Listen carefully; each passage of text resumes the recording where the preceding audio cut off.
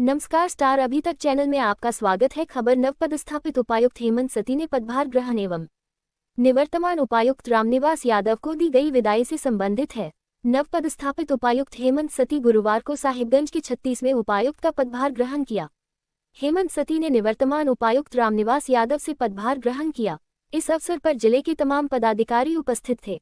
पदभार ग्रहण करने के बाद उपायुक्त हेमंत सती ने कहा कि विकास की सभी योजनाओं को ससमय पूरा करना उनकी प्राथमिकता में शामिल रहेगा। उन्होंने कहा कि केंद्र सरकार एवं राज्य सरकार की योजनाओं को जमीनी स्तर पर क्रियान्वित करना एवं जरूरतमंद लोगों तक सरकारी योजनाओं का लाभ पहुंचाना उनकी प्राथमिकताओं में शामिल है। इसके अलावा जो भी महत्वपूर्ण समस्याएं जिले से संबंधित होगी उनका समाधान वो तत्काल करने का प्रयास करेंगे। इधर दूसरी ओर बुधवार की देर शाम वर्तमान उपायुक्त रामनिवास यादव का सम्मान समारोह सह विदाई समारोह का आयोजन समाहरणालय स्थित संकट मोचन मंदिर के समीप आयोजित किया गया, जिसमें जिले के तमाम पदाधिकारी सहित समाहरणालय कर्मियों ने निवर्तमान उपायुक्त रामनिवास यादव को विदाई दी एवं अपने अपने उद्गार व्यक्त किए।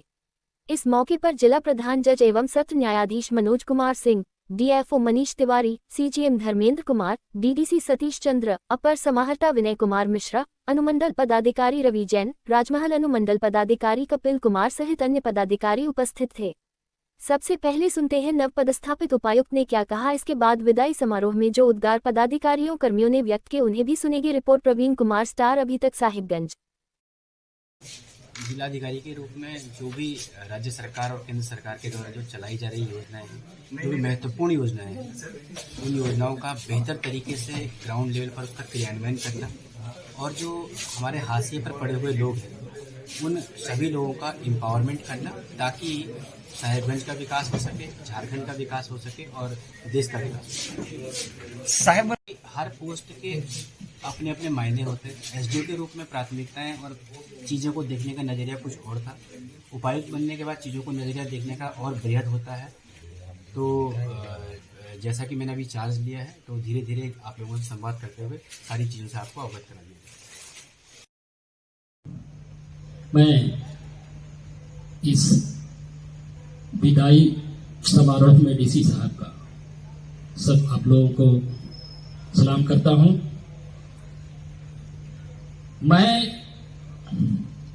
1 मार्च 2022 को इस जिले में प्रधान जिला न्यायाधीश के पद पे मैं ज्वाइन किया।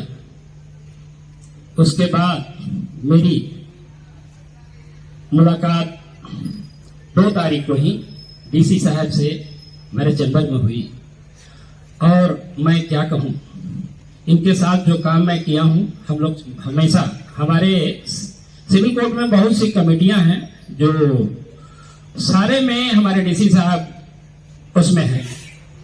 हमारे डीएलएसएस के का जो कमेटी है उसमें वाइस चेयरमैन है और अन्य कमेटियों में भी हम लोग हर महीने या 2 महीने पे मीटिंग करते थे। इनमें जो एनर्जी मैं देखा, जो आप लोग बयां किया, पहले जितने वक्ता लोग बयां किए हैं, तो एकदम सही, एकदम एनर्जी से आते थे, आए बैठे और काम को हम लोग एजेंडा वाइज हर चीज को, एक एक पॉइंट को, यहां तक हमारे डीसी साहब याद कर रहे होंगे कि विक्टिम कंपनसेशन का कोई भी मामला होता था तो एक एक चीज को पॉइंट से पकड़ते थे। हमारे अभी सीजीएम साहब उस समय डीएलएसए सेक्रेटरी हुआ करते थे, तो एक एक लेटर को पढ़ के, एक एक चीज को, एक एक विक्टिम के प्रति सोचकर कि इस विक्टिम को कितना मिलना चाहिए, उसके बच्चे कितने हैं, डिपेंडेंट कितने हैं, और सही उसके वो राशि उसको सही उपयोग में लाए,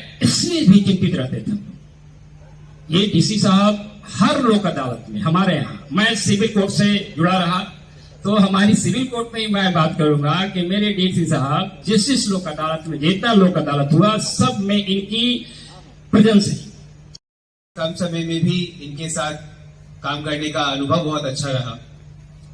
सर्वप्रथम इनके जो पर्सनल क्वालिटीज हैं, प्रोफेशनल क्वालिटीज के बारे में आप सभी लोगों ने बताया भी है और ये पूरा डिस्ट्रिक्ट इस चीज का गवाह है। जो भी यहाँ पर काम हुआ है, जितना अच्छा काम हुआ है, वो सभी इस चीज के साक्षी हैं। जो पर्सनल क्वालिटीज इनके कार्यशैली में मैंने देखे और महसूस किए, मेरे आते ही इन्होंने बहुत ही वार्मली वेलकम किया। इतने लंबे समय से यहाँ पर रहने के बाद, कई सारे पुलिस अधीक्षक के साथ काम करने के बाद भी मेरे आने पर बहुत वार्मली वेलकम किया और अपने अनुभव को बहुत खुल के साझा किया, जिससे कि इनके पूरे कार्यकाल में और इस जिले के बारे में जानकारी प्राप्त हो सकी। और उसके बाद हम लोगों ने जो भी समय ब्रीफली भी काम किया है, चाहे विधि व्यवस्था से संबंधित जो मामले रहे हो या फिर जिला स्तर पे कई सारी कमेटियों में हम लोग साथ काम किए हो, ये सभी अनुभव बहुत ही अच्छे रहे। लगभग 3 साल 4 महीना और 6 दिन लगभग हो गया है। काफी लंबा टेन्योर है। मैं पुनः आप सबके सामने दोहराना चाहता हूं कि जब मैं पुलिस में था, इंडियन पुलिस सर्विस में, तो जिला पोस्टिंग जिस दिन मेरी हुई थी उस दिन से लेकर जिस दिन आईएएस में वापस आया मैं, तब तक एक ही जिले में था। लगभग 2.5 साल मेरा टेन्योर वहां रहा एसपी के रूप में कंटिन्यू। और ये मेरा दूसरा जिला कह सकते हैं, क्योंकि पुलिस में पहला जिला था और ये आईएएस के रूप में, डिस्ट्रिक्ट मजिस्ट्रेट के रूप में ये मेरा पहला जिला है। यहाँ पे भी मैंने मेरा पूरा टेन्योर किया। पूरे 3 साल में मेरी हमेशा यही कोशिश रही कि जो भी टास्क, चाहे वो विकास का हो, चाहे किसी के वेलफेयर से जुड़ा हुआ हो या अन्य कोई टास्क, कभी कभी इमरजेंसी टास्क भी आ जाते हैं, जैसे भी एसपी साहब बता रहे थे लाइन, और लगभग ये मैं कह सकता हूं कि मैंने लगभग 90% से अबो उसमें सफलता प्राप्त की।